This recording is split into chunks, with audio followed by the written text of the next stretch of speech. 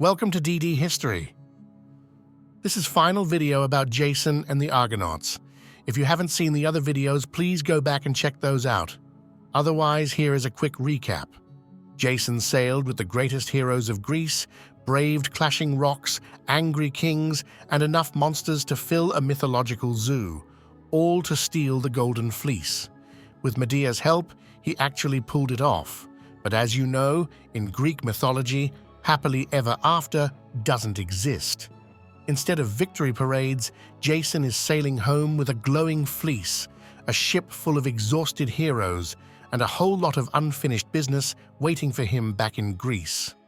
The Argonauts finally sailed back into their home waters, their quest complete.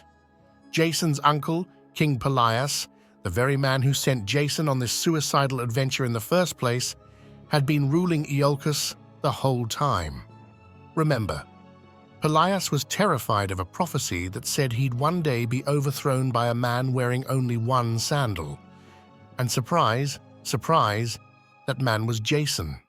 But Pelias had been clever. By sending Jason to get the Golden Fleece, he thought he was solving two problems at once.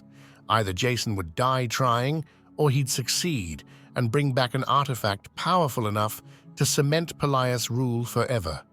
It was, in Pelias' mind, a win-win. Except Jason did succeed, and now Pelias had a new problem, a triumphant hero standing on his doorstep with the most famous fleece in history.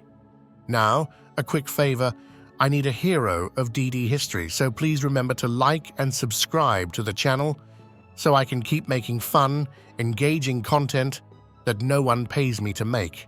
Jason marched back into the city of Iolcus, fleece in hand, with Medea by his side. Medea, remember, was no ordinary queen.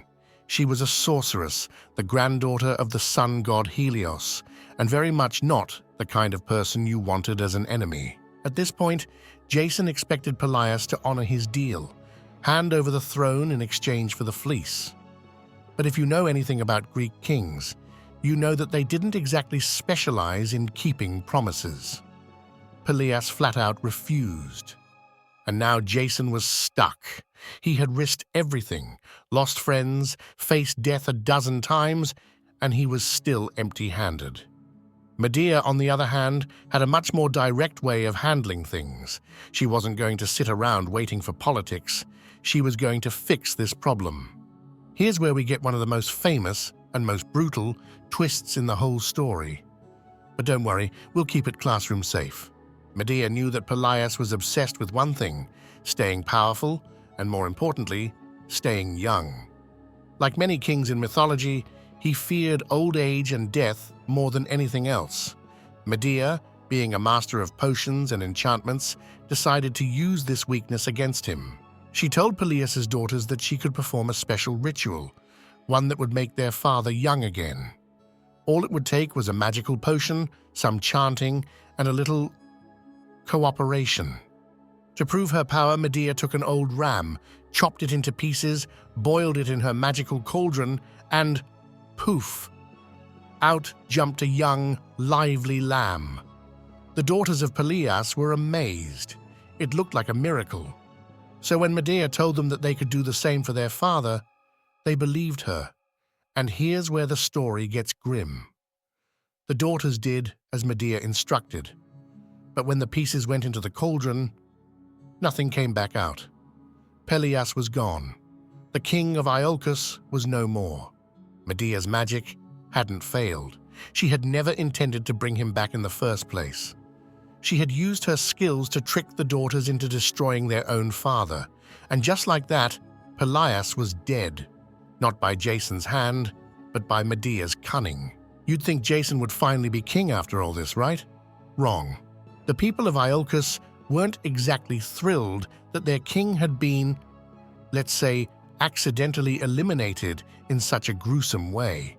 Even if Pelias had been a terrible ruler, Medea's method of removal didn't exactly inspire confidence. The people turned against Jason and Medea. Instead of being hailed as a hero and king, Jason found himself exiled once again. So after years of danger, adventure, and heartbreak, Jason ended up with nothing. No throne, no kingdom, no happily ever after. Jason and Medea fled to Corinth, where their story took another tragic turn. The details vary depending on the version, but the short version is this. Jason eventually betrayed Medea by seeking to marry the daughter of another king. Medea, in response, unleashed one of the darkest and most shocking acts in all of Greek mythology. But that story is a little too grim for today's classroom-friendly adventure. Let's just say Medea left Corinth in a flaming chariot pulled by dragons, and Jason was left utterly ruined. And Jason himself? His ending wasn't much brighter. He lived out his final years alone, broken and bitter, sitting by the rotting hulk of the Argo. In one final stroke of bad luck, the ship itself collapsed on him as he rested beneath it, ending the life of a hero who had once dared to challenge kings and monsters. So what's the takeaway from this epic tale? Jason's quest for the Golden Fleece was one of the greatest adventures of all Greek mythology. He assembled a dream team of heroes, faced impossible odds, and returned victorious. But in the end, his story wasn't about triumph. It was about ambition, betrayal, and the dangerous price of power. The Argonauts became legends: Heracles, Orpheus, Atalanta, Castor, and Pollux. Their fame lived on long after Jason's flame had burned out. But Jason himself? He serves as a reminder that in Greek mythology, glory is fleeting, and even the greatest heroes aren't guaranteed a happy ending. And that wraps up the saga of Jason and the Argonauts.